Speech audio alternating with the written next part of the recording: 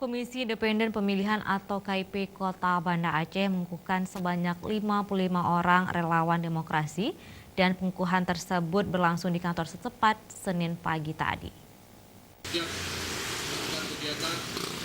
Sebanyak 55 orang relawan demokrasi yang tergabung dalam berbagai komunitas di Banda Aceh dikukuhkan langsung oleh Ketua Komisi Independen Pemilihan Kota Banda Aceh, Indra Milwadi, yang disaksikan oleh para komisioner KIP Banda Aceh.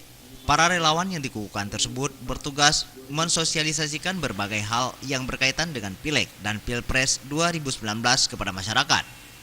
Adapun sasaran dari relawan tersebut adalah segmen pemilih pemula, komunitas perempuan, tokoh agama, penyandang disabilitas, serta kaum marginal. Aksi ini kita rekrut untuk bertujuan meningkatkan partisipasi pemilih, karena partisipasi pemilu kita ini secara nasional itu trennya menurun, ya, dari mulai tahun 99 sekitar 92%, kemudian tahun 2004 menurun menjadi 84%, tahun 2009 71%, ya. Jadi ini ada tren penurunan. Ya, kita berharap bahwa kita melakukan beberapa strategi untuk meningkatkan partisipasi pemilih. Salah satu strategi yang memang ini pernah kita lakukan.